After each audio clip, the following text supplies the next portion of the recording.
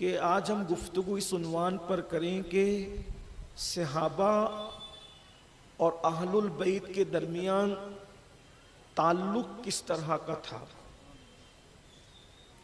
کیونکہ پڑوسی ملک سے کچھ ہوائیں چلتی ہے تو نعروں کے اعتبار سے، افکار کے اعتبار سے، نظریات کے اعتبار سے، انٹرنیٹ کی وجہ سے ہماری فضا بھی اس میں بہت شامل ہوتی ہے۔ تو چونکہ کچھ دنوں سے یہ باتیں نوجوانوں کی زبان پر آ رہی ہے کہ سیدنا صدیق اکبر اور سیدنا فاروق اعظم، خاص طور پہ ان دونوں بزرگوں کے لیے، کہ ان کی طرف سے معاذ اللہ اہل البیت کے لیے کچھ صحیح رویہ اختیار نہیں کیا گیا۔ اہل سنت کو یہ بھی دکھ کے دن دیکھنے تھے کہ ان ہستیوں کے بارے میں بھی کوئی سنی کہلا کر ایسی بات کرے گا۔ ہمیں دکھ ہے۔ تو آج میں آپ کے سامنے کتابوں کے حوالے سے اللہ کی توفیق سے کوشش کروں گا کہ یہ بتاؤں کہ 14.5 صدیوں کے بعد ہی ساری تحقیق جو ہے وہ زمین پر نہیں اتر آئی، بڑے بڑے محققین گزرے ہیں اور ان لوگوں کی اپنی تحقیق کیا ہے کہ صحابہ اور اہل البیت کے درمیان تعلقات کیسے تھے، ان کے ایک دوسرے کے حوالے سے خیالات کیسے تھے۔ اس لیے میں نے آپ کے سامنے سورۃ العصر کی تلاوت کی ہے اور کل سے انشاءاللہ میں آپ کے سامنے کربلا پڑھنا شروع کروں گا۔ اس کی وجہ یہ ہے کہ ہمارا مشن ہے کہ ہم اہل البیت کی محبت لوگوں کے دل میں پیدا کریں، جن کے دل میں پیدا ہے اس کو مزید ہم مضبوط کریں۔ لیکن اہل سنت و جماعت کا نظریہ یہ ہے کہ اہل البیت کی محبت ہونی چاہیے لیکن عظمت صحابہ کے ساتھ ہونا چاہیے۔ اگر یہ فکر نہیں ہے تو انسان بڑے نقصان کا شکار ہو سکتا ہے۔ تو میں اپنے جوانوں سے کہنا چاہتا ہوں کہ آپ نیوٹرل ہو کر جو باتیں آپ کے کان میں ڈالی گئی ہے گندگی، آپ بالکل اس کو ذہن سے نکال کر اور صاف دل ہو کر کے سنیے کہ صحابہ اور اہل البیت کے درمیان رشتے کتنے استوار تھے۔ انشاءاللہ تبارک و تعالی اللہ پاک کی بارگاہ میں دعا ہے کہ اللہ رب العزت ہماری یہ خدمات اپنی بارگاہ میں قبول فرمائے۔ اور یاد رکھنا کہ اگر کوئی بندہ ان بزرگوں کے ساتھ عداوت کرتا ہے، نفرت کرتا ہے، تو یہ بزرگوں کا وہ کچھ نہیں بگاڑ سکتا، بلکہ کسی بھی بزرگ کا کوئی کچھ نہیں بگاڑ سکتا۔ جو بزرگوں سے نفرت کرے، عداوت کرے، ان کی توہین کرے، یہ وہ گناہ بے لذت ہے جس کی وجہ سے انسان اپنے آپ کو تباہ کرتا ہے، اپنے آپ کو برباد کرتا ہے۔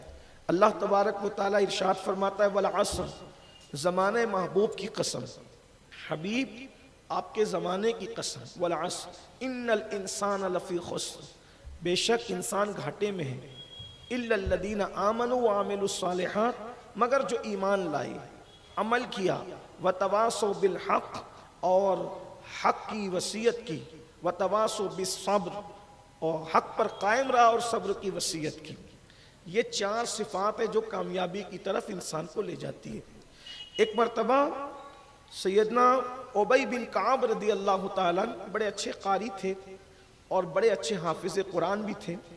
پہلی مرتبہ فاروق اعظم نے جب جماعت کی شکل میں تراویح پر صحابہ کو جمع فرمایا تو انہی کو آگے کیا۔ ایک بار یہ بارگاہ رسالت میں آئے اور عرض کیا یا رسول اللہ صلی اللہ علیہ وآلہ وسلم، مجھے سورۃ العصر کی تفسیر سمجھائی ہے۔ سورۃ العصر کا معنی کیا ہے؟ اب حضور علیہ السلام، اس لیے کہ قرآن مقدس کی یہ شان ہے کہ قرآن شریف کے اتنے معنی ہیں کہ انسان معنی بیان کرتے کرتے تھک جائے گا لیکن اس کے معنی ختم نہیں ہو سکتے۔ بحر بے کراں ہے قرآن، بغیر کنارے کا سمندر ہے قرآن۔ جب سمندر کے متعلق لوگ یہ دعویٰ نہیں کر سکتے کہ ہم نے سمندر کے سارے خزانے نکال لیے، تو قرآن مقدس سے متعلق یہ دعویٰ کیسے ہو سکتا ہے کہ ہم نے قرآن کے سارے معنی نکال لیے؟ قرآن ہے، قرآن مقدس کی شان ہے، قرآن کا یہ اعجاز ہے کہ قرآن جب بات کرتا ہے پھر اس کا اپنا انداز ہے، اور پھر قرآن کے متعلق ایک اچھا عالم ربانی جب وہ بیان کرے تو پھر اس کا اپنا انداز ہوتا ہے، لیکن جب صاحب قرآن خود قرآن کا معنی بیان کریں تو پھر بات کیا ہوگی؟ تو میرے آقا صلی اللہ علیہ وآلہ وسلم نے فرمایا کہ ان الانسان لفی خسر سے مراد ابو جہل کی ذات ہے۔ اب سورۃ العصر کی تفسیر ہو رہی ہے صاحب قرآن کی زبانی، فرمایا ان الانسان لفی خسر سے مراد ابو جہل کی ذات ہے، الا الذین آمنوا سے مراد ابو بکر صدیق کی ذات ہے، وعملوا الصالحات سے مراد عمر ابن خطاب کی ذات ہے، وتواصوا بالحق سے مراد عثمان غنی کی ذات ہے، وتواصوا بالصبر سے مراد علی مرتضی مولائے کائنات کی ذات ہے۔ اس کا مطلب سورۃ العصر نے 4 یاروں کو سمجھا دیا کہ 4 یاروں کا ذکر اس شان سے اللہ کے رسول علیہ الصلوۃ والتسلیم نے اس کو بیان فرمایا۔ یہ ہے اللہ کے حبیب علیہ السلام۔ قرآن مقدس میں تقریباً 22 آیتیں کم و بیش سیدنا صدیق اکبر کی شان میں نازل ہوئی ہے۔ افضل البشر بعد الانبیاء بتحقیق سیدنا ابو بکر صدیق کی شان میں قرآن مقدس کی کم و بیش 22 آیتیں نازل ہوئی ہے۔ سیدنا فاروق اعظم وہ ہیں جن کے بارے میں اللہ کے رسول صلی اللہ علیہ وآلہ وسلم نے فرمایا کہ ہر امت میں ایک ایسا بندہ گزرا ہے کہ جو محدث ہوا کرتا تھا، یعنی اس کی زبان پر کلام حق جاری ہوتا تھا، اور میری امت کا محدث عمر ابن خطاب ہے، اللہ اکبر، کہ اس کی زبان پر فرمان خدا جاری ہوتا ہے۔ قرآن مقدس کے اندر کئی آیتیں ایسی ہیں کہ فاروق اعظم نے جس الفاظ کے ساتھ اللہ کے رسول کی بارگاہ میں مشورہ پیش کیا ہے، اللہ نے انہی الفاظ کے ساتھ قرآن مقدس میں آیتوں کا نزول فرمایا ہے۔ اور سیدنا عثمان ذو النورین تو وہ شان رکھتے ہیں کہ اللہ اکبر، سید المعصومین صلی اللہ علیہ وآلہ وسلم کی 2 شہزادیاں ایک کے بعد ایک مصطفیٰ جان رحمت نے حضرت عثمان غنی کے نکاح میں عطا فرمایا، اور ارشاد فرمایا اگر میرے گھر میں 40 بیٹیاں ہوتی تو ایک کے بعد ایک میں عثمان غنی کے نکاح میں دیتا چلا جاتا۔ اور مولا مشکل کشا تو پھر مولا مشکل کشا ہے جن کے بارے میں حضور علیہ السلام نے خم کے اندر غدیر خم میں ہاتھ اونچا کر کے انفرادی شان کے ساتھ اعلان کیا، من کنت مولاہ فہذا علی مولا، اللہم وال من والاہ وعاد من عاداہ۔ ارشاد فرمایا میں جس کا محبوب ہوں علی اس کا محبوب ہے۔ اے اللہ، جو علی سے محبت کرے تو اس سے محبت کر، جو علی سے دشمنی کرے تو اس کو اپنا دشمن بنا لے۔ یہ حضور علیہ السلام کے 4 یار ہیں۔ اب ان کے درمیان رشتے کیسے تھے؟ میرے امام کہتے ہیں تیرے 4 ہمدم ہیں، یک جان یک دل، ابو بکر فاروق و عثمان علی ہے۔ نمبر 1 آغاز کرتے ہیں حضرت سیدنا عبداللہ المحض سے۔ عبداللہ المحض، دیکھو اہل بیت کو ماننے کا مطلب یہ ہے کہ اہل بیت کی بھی مانی جائے۔ اگر آپ اور ہم اہل بیت کو ماننے کی بات کرتے ہیں اور اپنی مرضی چلاتے ہیں تو اس کا مطلب ہم سیاست اور مکاری کر رہے ہیں، ان کو مان نہیں رہے۔ اب عبداللہ المحض کون ہے؟ کربلا تو ہم کل سے شروع کریں گے، لیکن اس سے پہلے اپنے عقیدے کی درستگی کے لیے سن لیں۔ عبداللہ المحض کون ہے؟ یہ ان کو عبداللہ المحض محض اس لیے کہتے ہیں کہ کائنات میں پہلی مرتبہ امام حسن اور امام حسین کا نسب ایک ساتھ اگر کہیں پر جمع ہوا ہے تو وہ ذات ہے عبداللہ المحض کی ذات، اسی لیے محض کہے جاتے ہیں، یعنی اپنی زبان میں پہلا نجیب الطرفین سید۔ اگر دنیا میں کوئی پیدا ہوا ہے تو اس کو دنیا عبداللہ المحض کہتے ہیں۔ بابا ہے حسن المثنی ابن حسن، امام حسن کے بیٹے حسن مثنی، اور امی ہے صغرا فاطمہ سیدہ ابن حسین ابن علی۔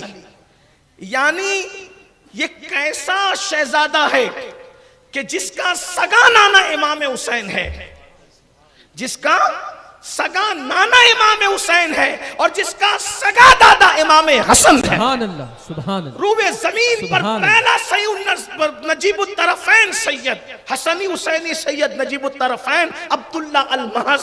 अब ये अब्दुल्ला अल महज जिसका नाना हुसैन पाक, जिसके दादा इमाम हसन, अब उनसे किसी ने पूछा कि आप मौजू पे मसा करते हैं, इसलिए कि मौजू पे मसा करना ये सुन्नत है अल्लाह के रसूल अलैहि सलाम की, लेकिन अल्लाह अकबर, अहले इल्म की तवज्जो, अहले दानिश की तवज्जो, और अल्हम्दुलिल्लाह हमारा शहर मालेगांव इल्मी वक़ार रखता है, इल्म और अदब का गहवारा है, अल्लाह का शुक्र है। मैं समझता हूँ कि यहाँ शायद ही कोई गली ऐसी हो जहाँ पर कोई शायर ना रहता हो, कलमकार ना रहता हो। हमारी ज़मीन ज़रख़ेज़ ज़मीन है, इसलिए ये बात आपसे कहना चाहता हूँ।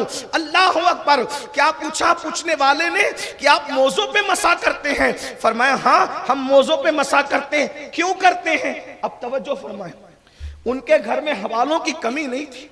रसूलुल्लाह के घर के सारे लोग बड़े बड़े इल्म के आफताब और महताब थे, लेकिन चूंकि वो लोग भी बातें करते थे तो हालात के मुताबिक लोगों का अकीदा बचाने के लिए जब अब्दुल्ला अल महज से पूछा गया, सैयदना अब्दुल्ला अल महज से, आप मौजू पे मसा करते हैं? हाँ करते हैं। क्यों करते हैं? फरमाया इसलिए कि सैयदना उमर इब्ने खत्ताब भी मौजू पर मसा किया करते थे, हजरत उमर मौजू पे मसा करते थे।